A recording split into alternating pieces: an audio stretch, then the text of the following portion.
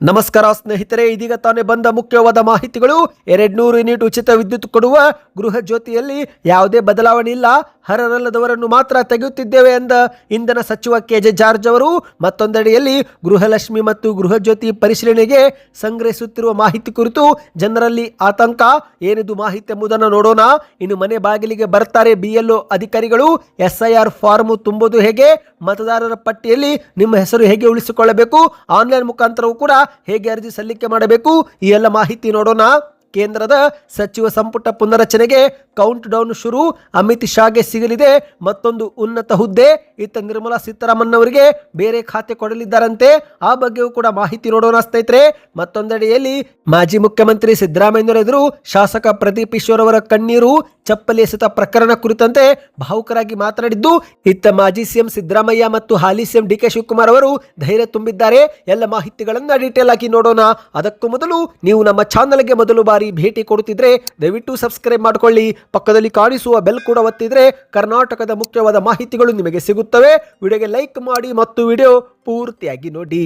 ಬನ್ನಿ ಸ್ನೇಹಿತರೆ, ಎಲ್ಲ ಮಾಹಿತಿಗಳನ್ನ ಡೀಟೇಲ್ ಆಗಿ ನೋಡೋಣ.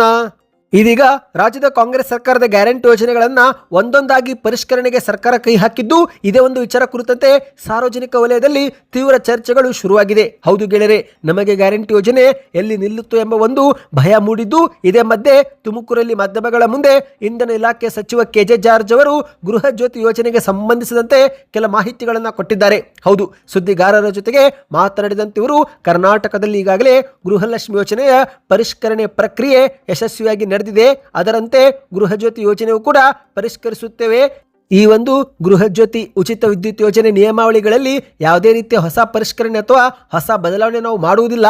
ಆದರೆ ಈ ಒಂದು ಯೋಜನೆಯಲ್ಲಿ ಅನರ್ಹರು ಕೂಡ ಲಾಭ ಪಡೆದುಕೊಳ್ಳುತ್ತಿದ್ದು ಅವರನ್ನು ಹೊರಗಿಡುತ್ತೇವೆ ಎಂದು ಮಾಧ್ಯಮಗಳ ಮುಂದೆ ಹೇಳಿದ್ದಾರೆ. ಹೌದು ಸ್ನೇಹಿತರೆ, ಈ ಮೂಲಕ ಉಚಿತ ವಿದ್ಯುತ್ ಯೋಜನೆಯು ರದ್ದಾಗಬಹುದು ಅಥವಾ ಯೂನಿಟ್ಗಳ ಮಿತಿ ಕಡಿಮೆ ಮಾಡಬಹುದು ಎಂಬ ಸಾರ್ವಜನಿಕರ ಆತಂಕಕ್ಕೆ ಬ್ರೇಕ್ ಹಾಕಿದ್ದಾರೆ.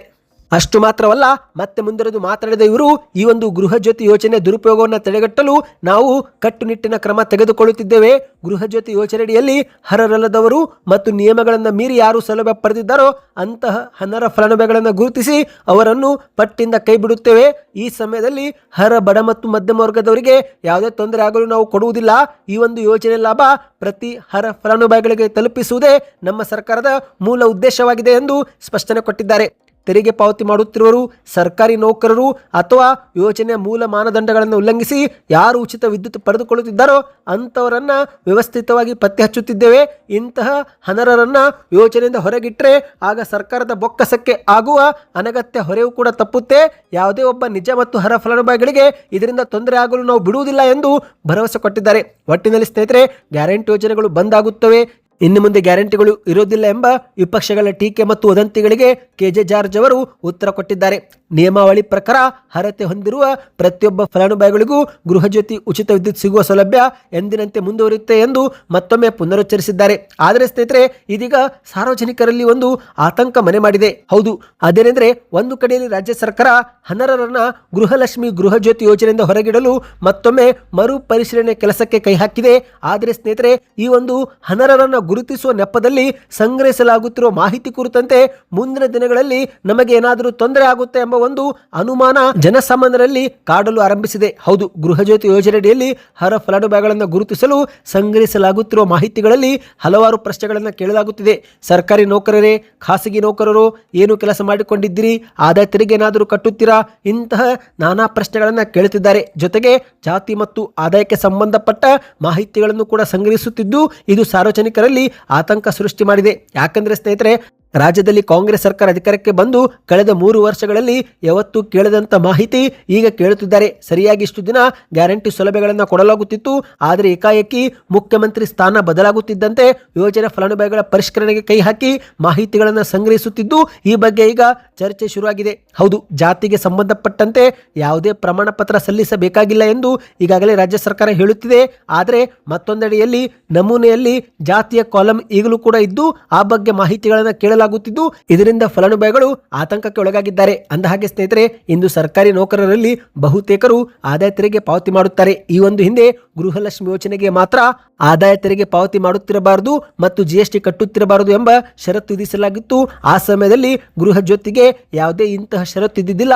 ಆದ್ರೆ ಈಗ ಗೃಹ ಜ್ಯೋತಿ ಮರುಪರಿಶೀಲನೆ ವೇಳೆ ಆದಾಯ ತೆರಿಗೆ ಪಾವತಿ ಮಾಡುತ್ತಿರೋ ಅಥವಾ GST ಏನಾದರೂ ಕಟ್ಟುತ್ತಿರೋ ಎಂಬ ಮಾಹಿತಿ ಕೇಳಲಾಗುತ್ತಿದ್ದು, ಇನ್ನು ಮುಂದೆ ಇದಕ್ಕೂ ಕೂಡ ಆ ಒಂದು ನಿಯಮ ಅನ್ವಯವಾಗುತ್ತೆ ಎನ್ನುವ ಅನುಮಾನವೂ ಕೂಡ ಜನರಲ್ಲಿ ಮೂಡಿದೆ ಸ್ನೇಹಿತರೆ. ಈ ಬಗ್ಗೆ ಇನ್ನಷ್ಟು ಮಾಹಿತಿ ಬರಬೇಕಾಗಿದೆ. ಬನ್ನಿ ಸ್ನೇಹಿತರೆ, ಮತ್ತೊಂದು ಮಾಹಿತಿಗೆ ಹೋಗೋಣ. ಒಂದು ಕಡೆಯಲ್ಲಿ ರಾಜ್ಯದ ಕಾಂಗ್ರೆಸ್ ಸರ್ಕಾರ ಈ ಒಂದು ಗೃಹಲಕ್ಷ್ಮಿ ಗೃಹ ಜ್ಯೋತಿ ಯೋಜನೆಯ ಫಲಾನುಭವಿಗಳ ಪಟ್ಟಿಯನ್ನು ಸರಿಪಡಿಸುತ್ತಿದ್ರೆ, ಇತ್ತ ಕೇಂದ್ರದ ಸರ್ಕಾರ ಮತದಾರರ ಪಟ್ಟಿಯನ್ನ ಸರಿಪಡಿಸುವ ಕೆಲಸಕ್ಕೆ ಕೈ ಹಾಕಿದೆ. ಹೌದು ಗೆಳೆಯರೆ, ಮತದಾರರ ವಿಶೇಷ ಸಮಗ್ರ ಪರಿಷ್ಕರಣೆ ಅಂದ್ರೆ SIR ಈಗಾಗಲೇ ಹಲವು ರಾಜ್ಯಗಳಲ್ಲಿ ಶುರುವಾಗಿದೆ. ಕರ್ನಾಟಕದಲ್ಲೂ ಕೂಡ ಜೂನ್ 30ರಿಂದಲೇ ಆರಂಭವಾಗಿದ್ದು, ಜುಲೈ 29ರ ಒಳಗೆ SIR ಫಾರ್ಮ್ ಅನ್ನ ಭರ್ತಿ ಮಾಡಿ BLO ಅಧಿಕಾರಿಗಳಿಗೆ ಕೊಡಬೇಕು. ಹೌದು, 24 ವರ್ಷದ ಬಳಿಕ ಅಂದ್ರೆ 2002ರ ನಂತರ ಮತ್ತೆ 2026ರಲ್ಲಿ ಈ ಒಂದು SIR ಪ್ರಕ್ರಿಯೆ ಆರಂಭಿಸಲಾಗಿದೆ ಸ್ನೇಹಿತರೆ. ಮತದಾರರ ಪಟ್ಟಿಯಿಂದ ನಿಮ್ಮ ಹೆಸರು ತೆಗೆಯಬಾರದು ಎಂದರೆ ಪ್ರತಿಯೊಬ್ಬರು ಕೂಡ ಈ ಒಂದು SIR ಪ್ರಕ್ರಿಯೆಯಲ್ಲಿ ಭಾಗವಹಿಸಲೇಬೇಕು. ಹೌದು, ಈಗಾಗಲೇ ಸಿಬ್ಬಂದಿಗಳು ಮನೆ ಮನೆಗೆ ಭೇಟಿ ಕೊಟ್ಟು ಈ ಒಂದು ಮಾಹಿತಿಯನ್ನು ಪಡೆದುಕೊಳ್ಳಲಿದ್ದಾರೆ. ಹೌದು ಗೆಳೆಯರೆ, ಮೊದಲ ಹಂತದಲ್ಲಿ ಮತದಾರರು ಎನ್ಯುಮರೇಷನ್ ಫಾರ್ಮ್ಗೆ ಅರ್ಜಿ ತುಂಬಬೇಕಾಗಿದ್ದು, ಇದಕ್ಕೆ ಜುಲೈ 29 ಕೊನೆಯ ಅವಕಾಶವಿದೆ. ಅಂದಹಾಗೆ ಸ್ನೇಹಿತರೆ, ಮನೆ ಬಾಗಿಲಿಗೆ ಅಧಿಕಾರಿಗಳು ಬಂದು ಕೂಡ ಮಾಹಿತಿ ಪಡೆದುಕೊಳ್ಳಲಿದ್ದಾರೆ. ಒಂದು, ನೀವು ಆನ್ಲೈನ್ ಮುಖಾಂತರ ಅರ್ಜಿ ಸಲ್ಲಿಕೆ ಮಾಡಬಹುದು, ಅಥವಾ BLO ಮುಖಾಂತರ ನೀವು ಈ ಒಂದು ಮಾಹಿತಿಯನ್ನು ಪಡೆದುಕೊಂಡು ಫಾರ್ಮ್ ಅನ್ನು ಭರ್ತಿ ಮಾಡಿ ಮತ್ತೆ BLO ಅಧಿಕಾರಿಗಳಿಗೆ ಸಲ್ಲಿಕೆ ಮಾಡಬೇಕಾಗುತ್ತೆ. ಆನ್ಲೈನ್ನಲ್ಲಿ ಯಾವ ರೀತಿ ಸಲ್ಲಿಕೆ ಮಾಡಬೇಕು ಎಂಬ ಕುರಿತಂತೆ ಇದೇ ಒಂದು ವಿಡಿಯೋ ಡಿಸ್ಕ್ರಿಪ್ಷನ್ ಬಾಕ್ಸ್ನಲ್ಲಿ ಮಾಹಿತಿ ಕೊಟ್ಟಿದ್ದೇನೆ ಸ್ನೇಹಿತರೆ. ಸ್ಕ್ರೀನ್ ಮೇಲೆ ಕಾಣುತ್ತಿರುವ ವೆಬ್ಸೈಟ್ಗೆ ನೀವು ಲಾಗಿನ್ ಆಗಬೇಕು. ಅಲ್ಲಿ ನಿಮಗೆ ಫಿಲ್ ಎನ್ಯುಮರೇಷನ್ ಫಾರ್ಮ್ ಎಂಬ ಆಯ್ಕೆ ಕಾಣುತ್ತೆ. ಅದರ ಮೇಲೆ ಕ್ಲಿಕ್ ಮಾಡಿ ಮೊಬೈಲ್ ಸಂಖ್ಯೆ ನಮೂದಿಸುವ ಮೂಲಕ OTP ಹಾಕಿ ಲಾಗಿನ್ ಮಾಡಿಕೊಳ್ಳಬೇಕು. ನಂತರ ಮತದಾರರ ಸಂಖ್ಯೆ ಸೇರಿದಂತೆ ಕೆಲ ಮಾಹಿತಿಗಳನ್ನು ಕೇಳಲಾಗುತ್ತೆ. ಎಲ್ಲವನ್ನು ಕೂಡ ಭರ್ತಿ ಮಾಡಿ ಸಬ್ಮಿಟ್ ಮಾಡಿದರೆ ನಿಮ್ಮದು ಈ ಒಂದು ಎನ್ಯುಮರೇಷನ್ ಫಾರ್ಮ್ ಅರ್ಜಿ ಸಲ್ಲಿಕೆ ಪ್ರಕ್ರಿಯೆ ಪೂರ್ತಿಯಾಗುತ್ತೆ ಸ್ನೇಹಿತರೆ. ಯಾವ ರೀತಿ ಮಾಡಬೇಕು ಎಂಬ ಕುರಿತಂತೆ ಡಿಸ್ಕ್ರಿಪ್ಷನ್ನಲ್ಲಿ ಒಂದು ಮಾಹಿತಿ ಕೊಟ್ಟಿದ್ದೇನೆ. ಅಂದಹಾಗೆ ಸ್ನೇಹಿತರೆ, BLO ಅಧಿಕಾರಿಗಳು ಕೂಡ ಮನೆ ಮನೆಗೆ ಭೇಟಿ ಕೊಟ್ಟು ಫಾರ್ಮ್ ಅನ್ನು ಕೊಡಲಿದ್ದಾರೆ. ಹೌದು, ಒಂದೊಮ್ಮೆ ಸ್ನೇಹಿತರೆ, ನೀವೇನಾದರೂ ಮನೆಯಲ್ಲಿ ಇಲ್ಲದಿದ್ದರೆ ನಿಮ್ಮ ಮನೆ ಬಾಗಿಲಿಗೆ ರೆಡ್ ಸ್ಟಿಕ್ಕರ್ ಅನ್ನು ಅಂಟಿಸುತ್ತಾರೆ. ಹೌದು, BLO ಮನೆಗೆ ಭೇಟಿ ಕೊಟ್ಟಾಗ ನೀವೇನಾದರೂ ಫಾರ್ಮ್ ಪಡೆದುಕೊಂಡ್ರೆ ನೇರಳೆ ಬಣ್ಣದ ಸ್ಟಿಕ್ಕರ್ ಅನ್ನು ಅಂಟಿಸುತ್ತಾರೆ.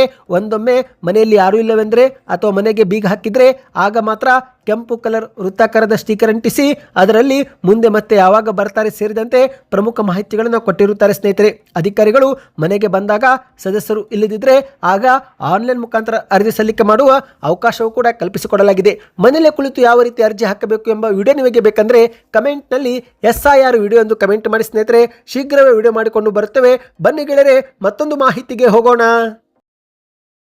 ಕರ್ನಾಟಕದಲ್ಲಿ ಯಾವ ರೀತಿ ಮುಖ್ಯಮಂತ್ರಿ ಸ್ಥಾನ ಮತ್ತು ಸಚಿವ ಸಂಪುಟ ಬದಲಾವಣೆ ಆಯಿತೋ, ಈಗ ಅದೇ ರೀತಿ ಕೇಂದ್ರದಲ್ಲೂ ಕೂಡ ಸಚಿವ ಸಂಪುಟ ಪುನರಚನೆಗೆ ಕೌಂಟ್ ಡೌನ್ ಶುರುವಾಗಿದೆ. ಮಾಹಿತಿಯ ಪ್ರಕಾರ ಅಮಿತ್ ಶಾ ಅವರಿಗೆ ಉನ್ನತ ಒಂದು ಹುದ್ದೆ ಸಿಗುವ ಸಾಧ್ಯತೆ ಇದೆ. ಹೌದು, ಉತ್ತರ ಪ್ರದೇಶ ಮತ್ತು ಪಂಜಾಬ್ ಸೇರಿದಂತೆ ದೇಶದ ಪ್ರಮುಖ ರಾಜ್ಯಗಳ ವಿಧಾನಸಭಾ ಚುನಾವಣೆ ಸಮೀಪವಾಗುತ್ತಿರುವ ಬೆನ್ನಲ್ಲೇ ಇತ್ತ ಕೇಂದ್ರದ ಸರ್ಕಾರ ತನ್ನ ಸಚಿವ ಸಂಪುಟದಲ್ಲಿ ಬದಲಾವಣೆಯ ಮುಹೂರ್ತವನ್ನು ನಿಗದಿ ಮಾಡಿದೆ. ಹೌದು, ಪ್ರಧಾನಿ ನರೇಂದ್ರ ಮೋದಿ ನೇತೃತ್ವದ ಸಚಿವ ಸಂಪುಟ ಪುನರಚನೆ ಕುರಿತಂತೆ ದೆಹಲಿ ರಾಜಕೀಯದಲ್ಲಿ ತೀವ್ರ ಚರ್ಚೆಗಳು ಆರಂಭವಾಗಿದೆ. ಈ ಬಗ್ಗೆ ಪ್ರಧಾನಿ ನರೇಂದ್ರ ಮೋದಿ ಅವರು ಇದುವರೆಗೆ ಅಧಿಕೃತವಾದ ಯಾವುದೇ ಒಂದು ಪ್ರಕಟಣೆ ಹೊರಡಿಸಿಲ್ಲ.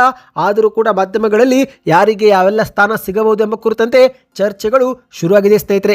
ಮಾಹಿತಿಯ ಪ್ರಕಾರ ಈ ಬಾರಿ ಅಮಿತ್ ಶಾ ಅವರಿಗೆ ಅಂದ್ರೆ ಕೇಂದ್ರದ ಗೃಹ ಸಚಿವರಾಗಿರುವ ಅಮಿತ್ ಶಾ ಅವರನ್ನು ಉಪ ಪ್ರಧಾನಿ ಹುದ್ದೆಗೆ ಏರಿಸುವ ಸಾಧ್ಯತೆಗಳಿದೆ ಎಂದು ಹೇಳಲಾಗ್ತಾ ಇದೆ. ಹೌದು, ಡೆಪ್ಯೂಟಿ ಪ್ರೈಮ್ ಮಿನಿಸ್ಟರ್ ಆಗಿ ಉಪ ಪ್ರಧಾನಿಯಾಗಿ ಅಮಿತ್ ಶಾ ಅವರಿಗೆ ನೇಮಕ ಮಾಡಬಹುದು ಎಂದು ಹೇಳಲಾಗ್ತಾ ಇದೆ. ಇತ್ತ ಹಣಕಾಸು ಸಚಿವೆಯಾಗಿರುವ ನಿರ್ಮಲಾ ಸೀತಾರಾಮನ್ ಅವರ ಜಾಗದಲ್ಲಿ RBIನ ಮಾಜಿ ಗವರ್ನರ್ ಶಕ್ತಿಕಾಂತ್ ದಾಸ್ ಅವರನ್ನು ಕರೆತಂದು ನಂತರ ನಿರ್ಮಲಾ ಸೀತಾರಾಮನ್ ಅವರನ್ನು ಶಿಕ್ಷಣ ಇಲಾಖೆಯ ಸಚಿವ ಸ್ಥಾನ ಕೊಡುವ ಸಾಧ್ಯತೆ ಇದೆ ಎಂದು ಹೇಳಲಾಗ್ತಾ ಇದೆ. ಈ ಬಗ್ಗೆ ಇದುವರೆಗೆ ಅಧಿಕೃತವಾದ ಆದೇಶ ಬಂದಿಲ್ಲ ಸ್ನೇಹಿತರೆ.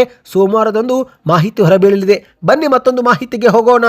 ಮಾಜಿ ಮುಖ್ಯಮಂತ್ರಿ ಸಿದ್ದರಾಮಯ್ಯ ಎದುರು ಶಾಸಕ ಪ್ರದೀಪ್ ಈಶ್ವರ್ ಅವರು ಕಣ್ಣೀರು ಹಾಕಿದ್ದಾರೆ. ಹೌದು, JDS BJP ಕಾರ್ಯಕರ್ತರು ಚಪ್ಪಲಿ ಎಸೆದಿದ್ದಲ್ಲದೆ ತಮ್ಮ ಹಾಗೂ ತಮ್ಮ ಕುಟುಂಬವನ್ನು ನಿಂದಿಸಿದ್ದಾರೆ ಎಂದು ವಿವರಿಸುವ ವೇಳೆ ಪ್ರದೀಪ್ ಈಶ್ವರ್ ಅವರು ಭಾವುಕರಾಗಿ ಕಣ್ಣೀರು ಹಾಕಿದ್ದಾರೆ. ಇದೇ ವೇಳೆ ಪ್ರದೀಪ್ ಈಶ್ವರ್ ಅವರಿಗೆ ಸಿದ್ದರಾಮಯ್ಯರು ಧೈರ್ಯ ತುಂಬಿದ್ದು, ರಾಜಕಾರಣದಲ್ಲಿ ಇಂತಹ ಘಟನೆ ನಡೆಯುವುದು ಸಾಮಾನ್ಯ, ಇಂಥವುದೆಲ್ಲವನ್ನು ಎದುರಿಸಬೇಕು, ಇದರಿಂದ ಧೃತಿಗೆಡಬಾರದು, ನಿಮ್ಮೊಂದಿಗೆ ನಾವಿದ್ದೇವೆ ಎಂದು ಧೈರ್ಯವನ್ನು ತುಂಬಿದ್ದಾರೆ. ಹೇಳಿದ್ದಾರಂತೆ. ಅಂದಹಾಗೆ ಸ್ನೇಹಿತರೆ, ರಾಜ್ಯದ ಮುಖ್ಯಮಂತ್ರಿ ಡಿ.ಕೆ. ಶಿವಕುಮಾರ್ ಅವರು ಕೂಡ ಈ ಬಗ್ಗೆ ಟ್ವೀಟ್ ಮಾಡಿ ವಿಪಕ್ಷಗಳ ವಿರುದ್ಧ ಆಕ್ರೋಶ ವ್ಯಕ್ತಪಡಿಸಿದ್ದಾರೆ. ನೀವೀಗ ಟ್ವೀಟ್ ನೋಡ್ತಿರ್ಬೋದು.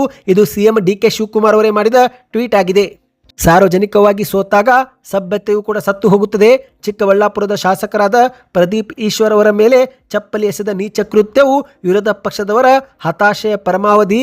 ಒಬ್ಬ ಯುವ ನಾಯಕನ ಜನಪ್ರಿಯತೆ ಹಾಗೂ ಮಾತುಗಳನ್ನು ಜೀರ್ಣಿಸಿಕೊಳ್ಳಲಾಗದೆ ತರ್ಕದ ವೇದಿಕೆಯಿಂದ ತೆರೆಗೆಲೆ ರಾಜಕಾರಣಕ್ಕೆ ಇಳಿದಿರುವುದು ನಿಮ್ಮ ಬೌದ್ಧಿಕ ದಿವಾಳಿತನವನ್ನು ತೋರಿಸುತ್ತದೆ.